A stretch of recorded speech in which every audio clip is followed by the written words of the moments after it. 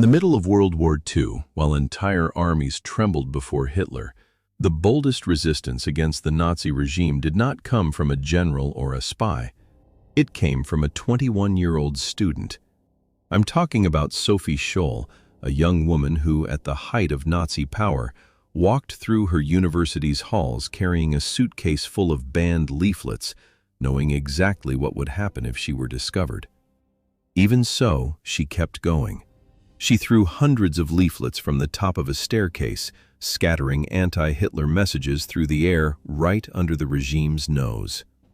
Her end was tragic, but she died a heroine, and her story is so powerful that it became a film. In today's video, I'm going to tell you everything about Sophie Scholl, a young woman who, in the darkest moment of modern history, chose hope when everyone else chose fear. Stay until the end, because what they did to her in the end is infuriating. Who was Sophie? Sophie Scholl was born in May 1921 in the small town of Vorarlberg in southern Germany. She grew up during an extremely turbulent period in German history. The country still bore the scars of defeat in the First World War, faced constant economic crises, and lived in a climate of political instability that would open the door to the rise of extremism. Many Germans were desperate. Unemployment, inflation, hunger, and national humiliation had become part of everyday life. It was in this setting that Adolf Hitler and the Nazi Party began to gain more and more popular support, promising to restore Germany's pride and rebuild the country. For Scholl, the story was different. Her father, Robert Scholl, was mayor and an outspoken critic of Nazism, something extremely dangerous in that country at that time. While much of the population was beginning to support Hitler, Robert warned his children about the dangers of political fanaticism and blind obedience to the state. He believed that no ideology should matter more than human conscience. These ideas would deeply shape Sophie, even though she did not realize it at the time. She grew up in a Lutheran family, was a diligent student, and developed an early strong interest in art, music, and literature. She liked to draw, read often, and was interested in authors who would later be banned by the Nazi regime. Friends from that time described Sophie as kind, intelligent, and deeply thoughtful. She had a sensitive personality, but also a determined one. She was the kind of person who observed a great deal before speaking. But like millions of young Germans in the 1930s, Sophie was also drawn in by the collective enthusiasm surrounding the rise of the Nazi regime. In those years, Nazism did not present itself to young people simply as a political movement. It presented itself as hope, as belonging, as a future. At 12, Sophie joined the League of German Girls, the female wing of the Hitler Youth. And at that moment, it seemed completely normal. There were outdoor activities, sports, trips, songs, camps, and a strong sense of unity among the young people. The regime understood perfectly how to win over teenagers, making them feel as if they were helping build a new Germany, strong, disciplined, and proud. At first, Sophie was enthusiastic.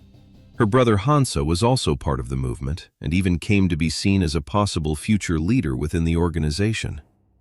Like many young people of that generation, the two of them believed they were living through the birth of a better country, but that enthusiasm would not last forever. Sophie began to notice something disturbing behind all that appearance of order and patriotism. Books were banned, teachers disappeared, people were arrested for their opinions, and any different thought began to be treated as a threat to the state. Little by little, she began to understand that the regime did not want to control only Germany's politics.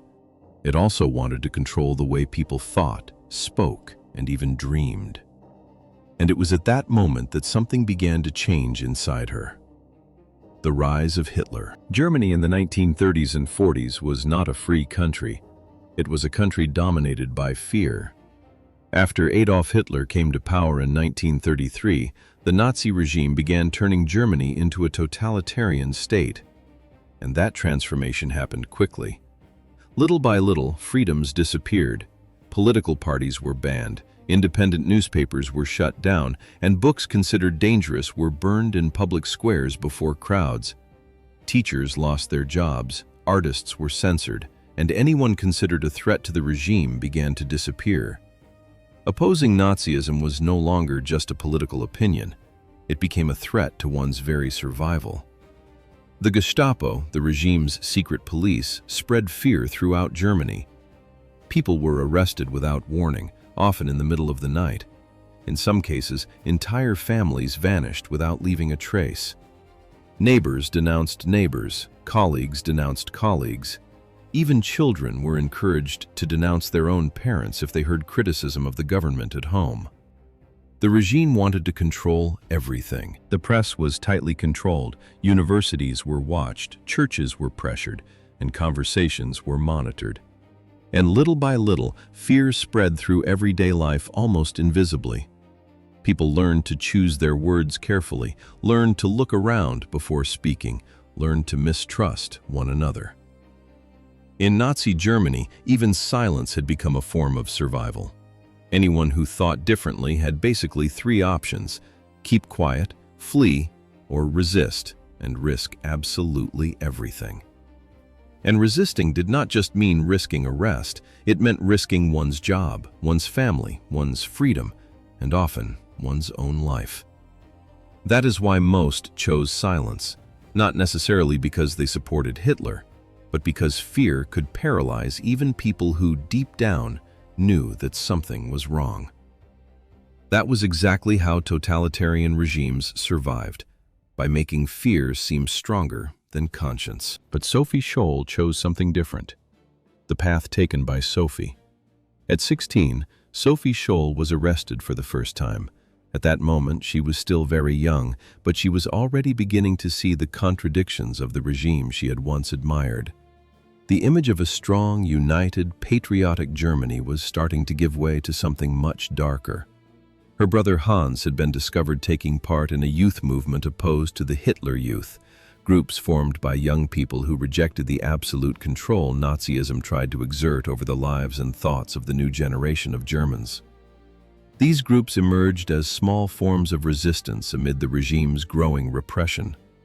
Many young people refused to accept that the state should decide what they could listen to, read, think, or even feel.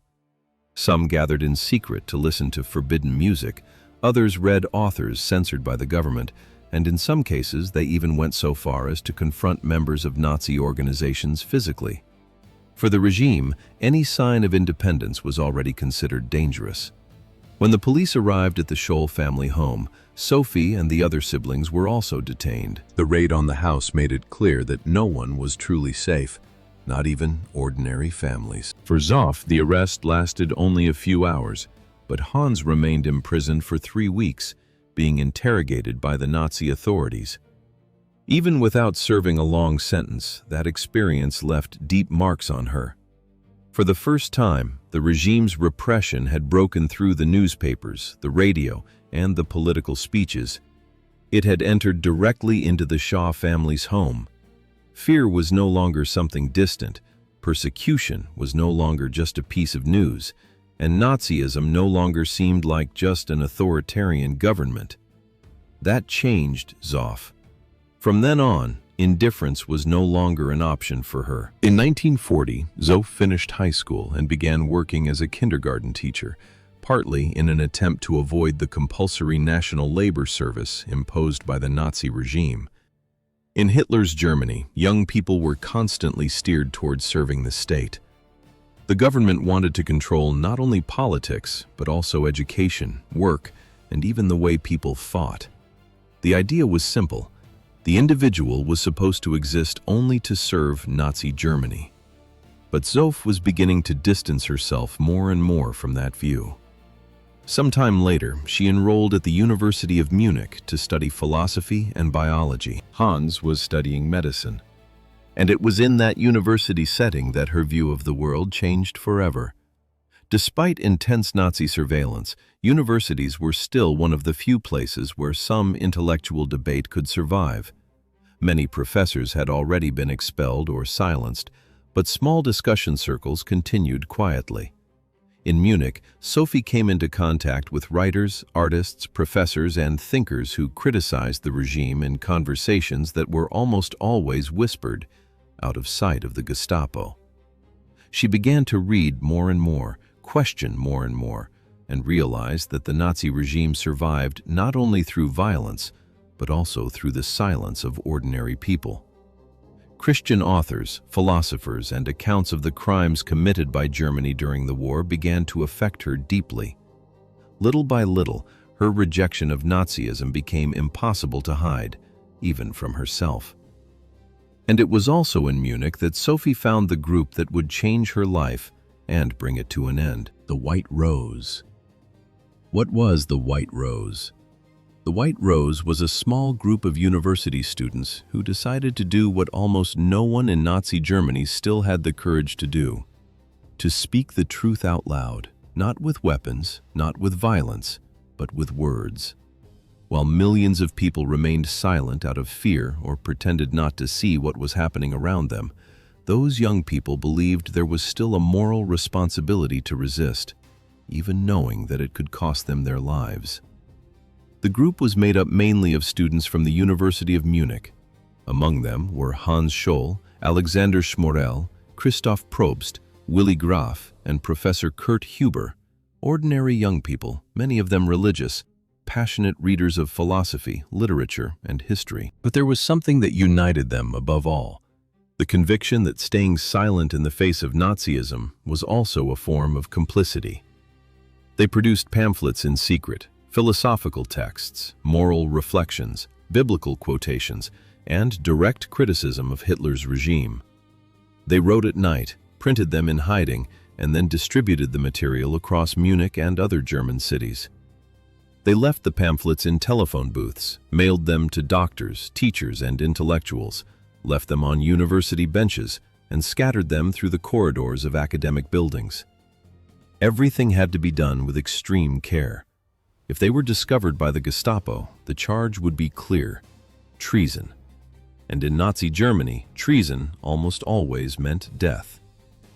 The White Rose's message was direct. Nazism is a crime against humanity. The group's activities began in June 1942. The first 4 pamphlets were written mainly by Hans Scholl and Alexander Schmorell, inspired both by their Christian faith and by reports of the atrocities committed by the regime in Frauenriel. At that time, Zoff still observed more than she participated, but that would not last much longer.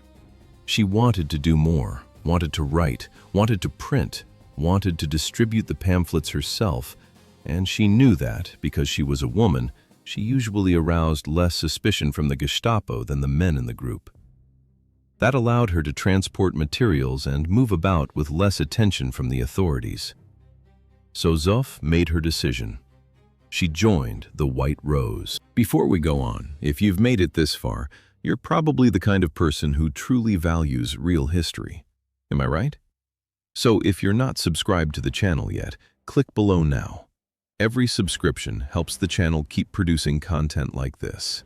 I also ask that you leave a like and turn on notifications. It's quick for you, but it makes a huge difference for our work and helps more people receive this kind of content. And feel free to comment as well.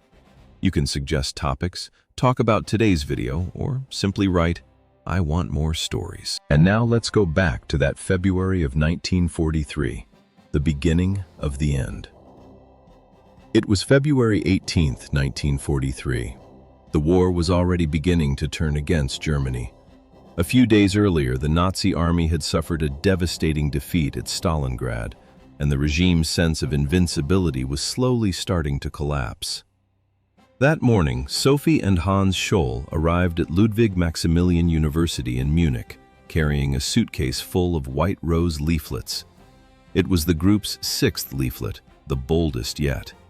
In it, the students denounced the crimes of the Nazi regime and called on Germans to resist before the country was completely destroyed by war and tyranny. The two began scattering the leaflets through the university corridors, leaving copies near lecture halls, on benches, and under doors. Everything had to happen quickly. The classes were about to begin, and at any moment someone could notice what they were doing. But just as they were getting ready to leave, Sophie made an impulsive decision, one that would change everything. At the top of the main building staircase, she noticed there was still a stack of leaflets left in the bag. So, in a sudden gesture, she stepped up to the stair railing and pushed the papers down to the floor below. The leaflets flew through the air, white and light, turning slowly as they fell onto the students in the university lobby. For a moment, it almost seemed like a poetic scene, silent, almost beautiful. And that would be the last free act of Sophie Scholl's life. The problem was that someone saw everything. The university caretaker, Jacob Schmee, a loyal supporter of the Nazi regime, witnessed the scene. Immediately, he ran to block the building's exits and alerted the Gestapo. Sophie and Hans tried to stay calm, but it was already too late. The two were arrested inside the university that same day, and from that moment on, there was practically no way back. The interrogations and the trial. After the arrest, Sophie tried to protect the other members of the White Rose as much as she could. During the interrogations, she avoided naming names and tried to convince the investigators that the operation had been limited to her and her brother. But the situation quickly grew more complicated. When Hans was searched, the agents found a draft leaflet on him written by Christoph Probst, another member of the group. From then on, the Gestapo realized it was not dealing with just two students acting alone. Under the constant pressure of the interrogations, Hans eventually confessed his involvement with the White Rose. Then Sophie made her decision. She took full responsibility for the two of them, even knowing exactly what that meant. 4 days later, on February 22, 1943, Sophie Scholl was brought before the People's Court in Munich. Despite the name, that Nazi court was not there to do justice. It existed to condemn enemies of the regime. The trials were swift, humiliating, and practically decided before they even began. Defense lawyers had little influence, witnesses mattered almost not at all, and acquittals were extremely rare. Presiding over the case was Roland Freisler, one of the most feared judges in Nazi Germany. Freisler was known for turning trials into spectacles of intimidation. He shouted at the defendants, cut them off, publicly insulted them, and tried to break anyone who stood before him psychologically. Many defendants could barely speak, but Ulf did speak. Even before a court set up to crush her, she remained calm and, at one point, said, "Someone had to start. What we wrote and said is believed by many others. He just doesn't have the courage to say it the way we do." That was not the voice of someone trying to escape death. It was the voice of someone who had already accepted the consequences of what she had done. The trial lasted only a few hours. By the end of the session, Sophie Scholl, Hans Scholl, and Christoph Probst were found guilty of high treason. The sentence was death. And in Nazi Germany in 1943, death did not usually wait. The execution would be carried out that same day. Just a few hours before the execution, Sophie Scholl received a visit from her parents at Stenheim prison. The meeting was brief. The guards kept a close watch on everything, and everyone there knew it would be her final farewell. Even so, witnesses reported that Sophie remained incredibly calm. She did not panic, and she did not beg for mercy. In some way, she seemed more concerned with comforting her own parents than with mourning the fate that awaited her. Her mother, deeply religious, tried to give her strength in those final minutes. She said, "Remember Jesus." Sophie replied calmly, "Yes, but you too." It was a simple exchange of words, but one charged with meaning. Even in the face of death, Sophie seemed determined not to show fear. At one point, one of the guards offered her a cigarette. Sophie smoked. Even so, she accepted the gesture, perhaps not for the cigarette itself, but because in that cold, brutal environment, it represented a rare moment of humanity. She remained calm to the end, and that calm unsettled even those who worked for the Nazi system. There was something disturbing about seeing a young woman of 21 walk to her death with more dignity than many of the men who had condemned her. Neither the guards, nor the prison staff, nor the men used to dealing with executions every day could fully understand that calm. At 5 o'clock on February 22, 1943, Sophie was taken to the execution chamber at Standenheim prison in Munich. Everything happened with bureaucratic, cold, mechanical speed, as if the Nazi state were simply carrying out one more routine task. Present in the room were official representatives of the regime, the Reich prosecutor, a government official, the prison director, and the prison doctor responsible for certifying death. 2 guards escorted Sophie through the prison corridors to the execution chamber. She was only 21 years old. Her identity was formally confirmed.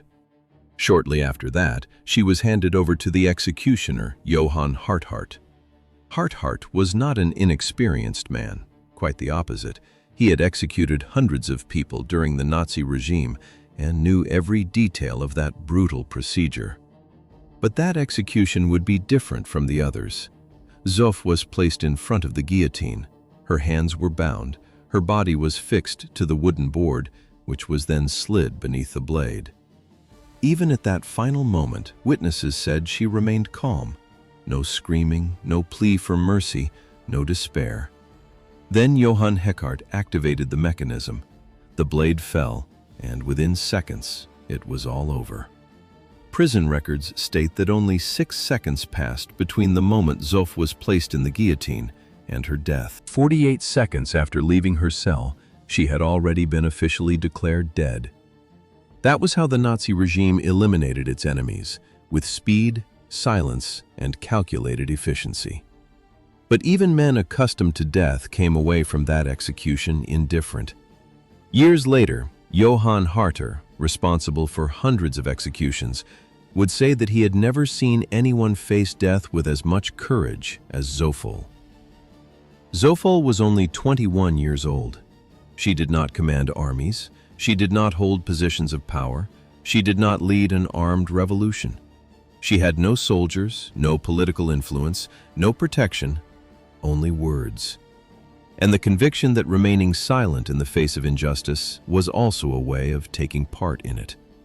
In a country where millions of people had learned to obey out of fear, Sophie decided to act, even knowing exactly the price she might pay. And she paid it. But what the Nazi regime could not destroy was the meaning of what she represented. With the end of the war, the story of the White Rose became known throughout Germany. The leaflets produced by the group survived the Third Reich. Their words endured. Today, Sophie Scholl is remembered as one of the greatest symbols of moral resistance of the 20th century. In Germany, schools, streets, and squares bear her name. Books, films, and documentaries have portrayed her life over the decades, and the story of the White Rose came to be studied in different parts of the world, as proof that even ordinary people can challenge systems built on fear and violence. Because it is easy to imagine courage when you are safe. It is hard to hold on to your principles when doing the right thing can destroy your life. Maybe that is exactly what still makes Sophie's story so uncomfortable today. It forces us to confront a question many people prefer to avoid. What does an ordinary person do when they realize the world around them is wrong? Because in times of oppression, the real question is not, what will the government do? The question is, what am I going to do? If this story moved you in any way, leave a comment below. What do you think gave a 21-year-old woman the courage to stand up to a regime like that? And if you like real, interesting stories like this, give it a like, subscribe to the channel, and turn on notifications so you don't miss the next videos, okay? See you next time. M.